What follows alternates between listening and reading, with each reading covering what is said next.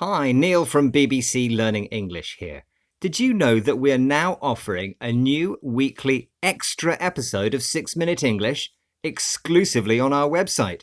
So go to bbclearningenglish.com to find your favourite presenters on your favourite programme. The extra episodes are only available on our website, bbclearningenglish.com. See you there. 6 Minute English from bbclearningenglish.com.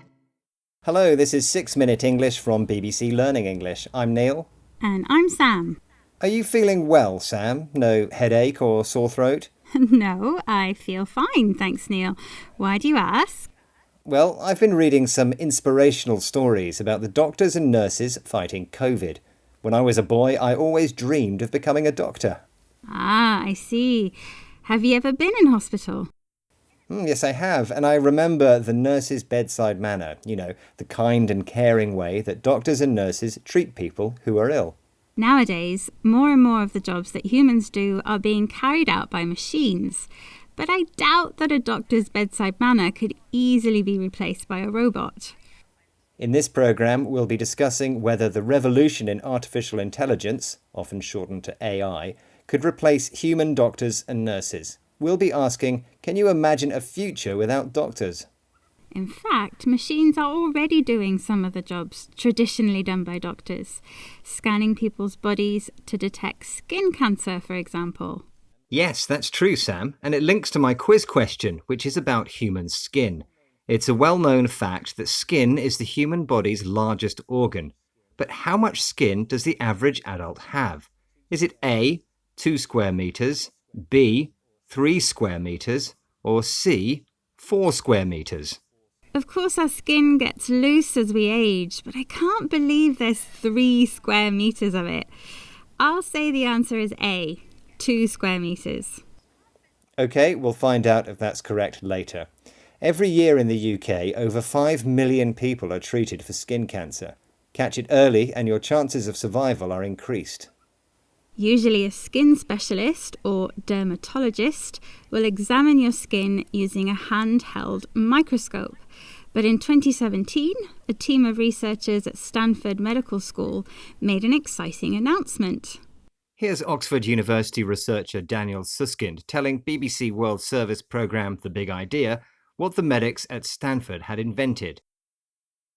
A team of researchers at Stanford last year announced the development of a system that if you give it a photo of a freckle, it can tell you as accurately as 21 leading dermatologists whether or not that freckle is cancerous. The Stanford medical team had invented an AI system to analyse freckles, small brown spots found on people's skin, especially on pale skin. As it turned out, the AI programme was better than human doctors at telling whether a freckle was harmless or cancerous, connected to some type of cancer.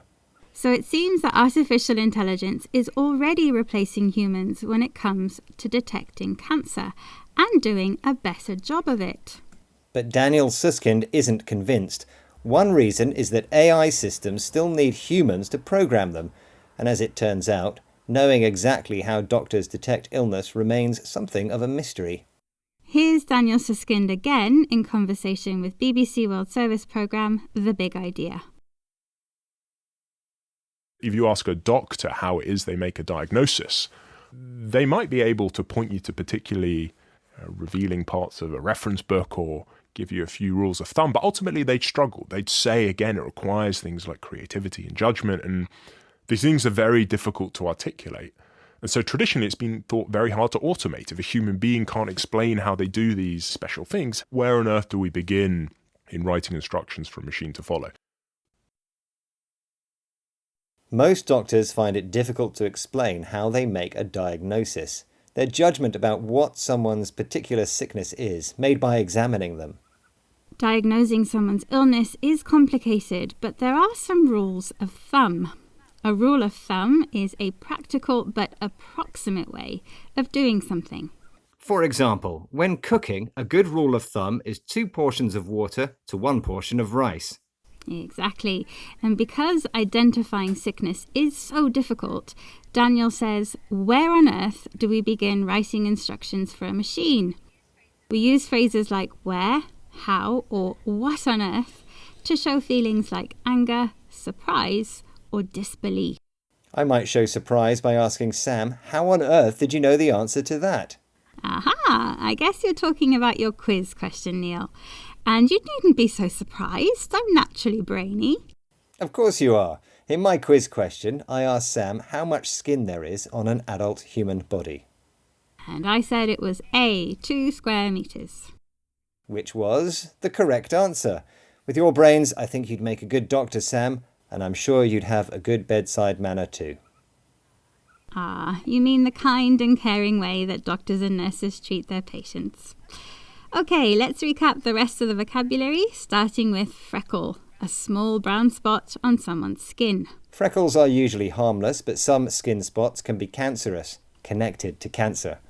A doctor's diagnosis is their judgment about what someone's particular sickness or disease is. A rule of thumb is a useful but approximate way of doing or measuring something. And finally, we use phrases like where on earth as a way to show emotions like anger, surprise, or disbelief. That's all for this programme, but join us for the next edition of 6 Minute English, when we'll discuss another trending topic and the related vocabulary. Why on earth would you miss it? Goodbye for now. Goodbye. 6 Minute English from the BBC.